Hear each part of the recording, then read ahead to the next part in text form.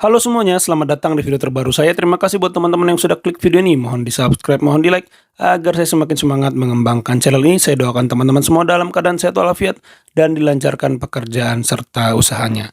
Ya, pada video kali ini saya ingin mengajak teman-teman menyaksikan argumentasi terbaru dari Anies Baswedan ketika dia ditanya perihal BPJS. Nah, bagi saya pribadi, memang itu adalah salah satu ciri khas dari argumentasi Anies Baswedan, yaitu seringkali melawan pandangan umum, tidak rasional, dan tidak konsisten. Seringkali di satu tempat dia mengatakan A, di tempat lain dia mengatakan B. Atau seringkali dia mengatakan hal-hal yang menurut pandangan umum itu tidak begitu gitu loh. Nah, bahkan seringkali beberapa pendapatnya itu seperti menabrak aturan dan tidak sesuai dengan ketentuan-ketentuan yang sudah berlaku dari waktu ke waktu. Nah, coba kita tonton videonya bareng-bareng.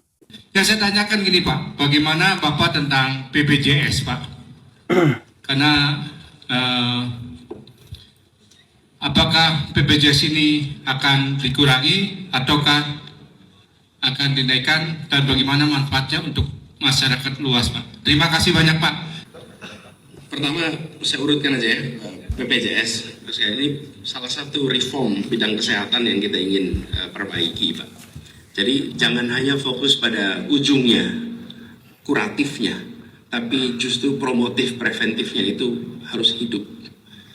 Dimana perhatikan kesehatan sejak dalam kandungan, itu penting. Perhatian kepada ibu hamil, pasokan nutrisi ibu hamil itu mendasar sekali karena itu menentukan secara pertumbuhan anak ketika bayi itu lahir, kemudian usia dini, dewasa, baru nanti ketika kita bicara perjalanan hidup, menjelang usianya lanjut, disitulah mulai isu tentang kuratif itu makin dominan. Nah, kita seringkali hanya memperhatikan aspek di ujung kuratifnya, Pak. Tapi hidup sehatnya itu belum.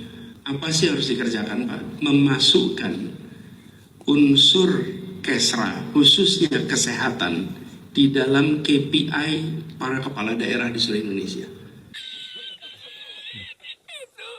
Ya, yang saya tangkap pertanyaan si Bapak tadi itu adalah mengenai perihal iuran BPJS. Apakah akan dikurangi atau ditambahi? Mungkin ini karena ada isu BPJS akan naik gitu ya. Karena kita tahu setiap kelas itu pembayarannya beda. Nah, sepertinya Bapak itu bertanya perihal itu. Tapi entah kenapa Anies Baswedan berbicara tentang kuratif, preventif, dan segala macam teori-teorinya itu tentang kesehatan yang saya pikir tidak menjawab sama sekali apa yang ingin ditanyakan oleh si Bapak tadi. Nah, coba deh kita dengar sekali lagi, bisa aja kita yang salah kan. Yuk coba kita dengar sekali lagi pertanyaan si Bapak itu dan jawaban dari Anies Baswedan. Saya tanyakan gini Pak, bagaimana Bapak tentang BPJS Pak? Karena apakah BPJS ini akan dikurangi ataukah akan dinaikkan dan bagaimana manfaatnya untuk masyarakat luas Pak? Terima kasih banyak. Ya, bagaimana tentang BPJS? Apakah akan dinaikkan ataukah akan diturunkan? Setangkap saya begitu ya. Berarti ini lebih ke arah bagaimana iuran BPJS itu, gitu loh. Dan bagaimana dampaknya atau manfaatnya untuk masyarakat luas. Artinya mungkin yang saya tangkap, apakah dengan iuran yang ada atau iuran yang ada sekarang itu, BPJS ini sudah worth it gitu ya, sudah sesuai peruntukannya, dan apakah akan diturunkan atau dinaikkan. Ini yang saya tangkap begitu teman-teman, yang saya tangkap gitu loh. Nah, coba kita dengar jawaban Pak Anies Baswedan ya. Yang saya tangkap sih begitu pertanyaannya. Pak, pertama saya urutkan aja ya, BPJS. Ini salah satu reform bidang kesehatan yang kita ingin perbaiki Pak. Jadi jangan hanya fokus pada ujungnya, kuratifnya, tapi justru promotif preventifnya itu harus hidup. Dimana perhatikan kesehatan sejak dalam kandungan, itu penting. Perhatian kepada ibu hamil, pasokan nutrisi ibu hamil itu mendasar sekali karena itu menentukan secara pertumbuhan anak ketika bayi itu lahir, kemudian usia dini, dewasa, baru nanti ketika kita bicara perjalanan hidup, menjelang usianya lanjut, disitulah mulai isu tentang kuratif itu makin dominan. Nah, saya sejauh ini udah berapa detik ya, udah berjalan berapa detik dari waktu yang ada sebagai seorang orang yang ditanya, belum menurut saya Pak Anies ini memberi jawaban secara tepat, secara apa yang dibutuhkan dari si penanya gitu loh. Itu kenapa saya bilang sering sekali tidak nyambung, sering sekali tidak konsisten, dan sering kali merasa diri paling memahami dari suatu sistem yang udah ada. Nah, ini kan sebenarnya BPJS ini udah sangat bagus kalau buat saya bilang. Ada kekurangan, yes, tapi bagi saya udah sangat baik lah kita berobat secara gratis ya, kita free. Kalau kita bayar itu kita bisa bayar berapa banyak duit gitu, misalnya untuk operasi, untuk tindakan-tindakan medis, untuk obat-obatan gitu. Tapi setelah di cover BPJS kita tidak perlu mengeluarkan uang gitu, hanya cukup bayar iuran saja. Bahkan untuk yang tidak mampu ada kartu Indonesia Sehat itu yang tidak bayar sama sekali gitu. Jadi apakah ini adalah bentuk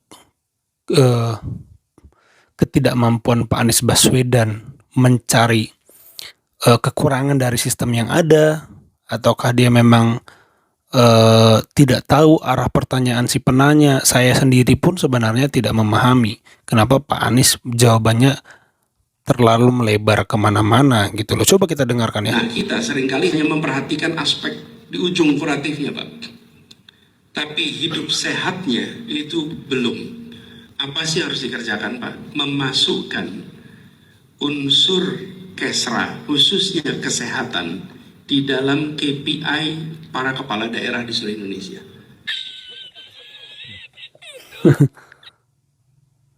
Ya, yang lebih ngelantur bagi saya memasukkan KPI kepada kepala daerah se-Indonesia. Saya pikir pertanyaan si Bapak itu sangat sederhana ya, lebih ke perihal teknis aja, iuran BPJS itu apakah naik atau turun, karena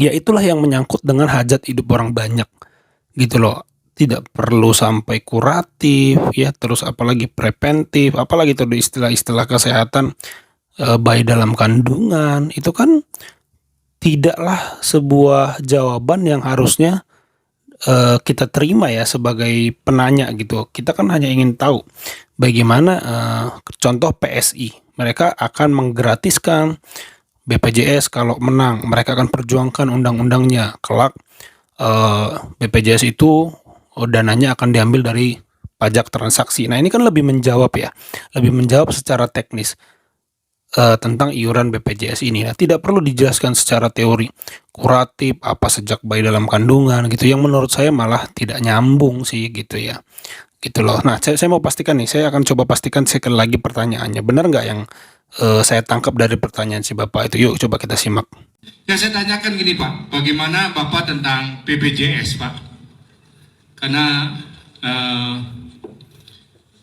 apakah BPJS ini akan dikurangi ataukah akan dinaikkan, dan bagaimana manfaatnya untuk masyarakat luas Pak? Terima kasih banyak Pak. Ya, pertanyaan si Bapak sangat jelas ya, apa akan dikurangi atau akan dinaikkan, itu intinya ya.